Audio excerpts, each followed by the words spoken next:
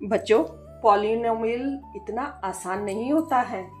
मतलब question easy होता है, लेकिन इस तरह से घुमा कर दे देते हैं क्वेश्चन को, तो पता ही नहीं चलता बच्चों को कभी कभी तो कि क्या तो गिवन है और क्या हमें फाइंड आउट करना है।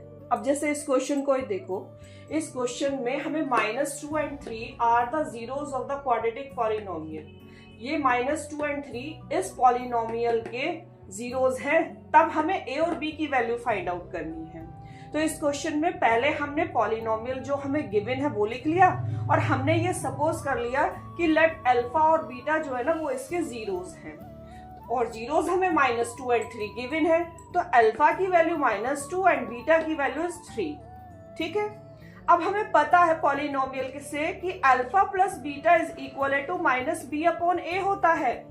तो अल्फा की वैल्यू -2, बीटा की वैल्यू 3 रखी, और इधर b क्या होता है, x का कोफिशिएंट, दैट इज a+1। तो इसीलिए मैंने माइनस के ब्रैकेट में a+1, और a क्या होता है, x² का कोफिशिएंट जो कि 1 है, वो लिख दिया। अब -2 + 3 यानी कि माइनस प्लस माइनस 3 में से 2 गए 1 प्लस के, और यहां अंदर माइनस की मल्टीप्लाई कर दी। अब यहां से -1 इधर आएगा प्लस में, रिमेनिंग रह गया यहाँ -a। 1 + 1 = 2, तो -a की वैल्यू 2 आ गई, जिससे हमें a की वैल्यू पता चल गई -2। देखो कितना घुमा कर दिया था, और सिंपल हमें इसमें अल्फा प्लस बीटा लगाया और a की वैल्यू फाइंड आउट कर ली। जीरोस मतलब अल्फा और बीटा की वैल्यू, जिसको हम सपोज करते, कंफ्यूज नहीं होना बिल्कुल भी।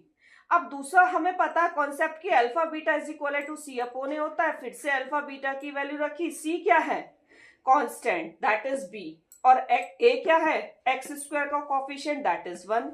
तो यहां से b की वैल्यू आ गई 3 2 6, यानी कि -6। तो b की वैल्यू -6 और a की वैल्यू इस तरह से हमने फाइंड आउट कर ली -2।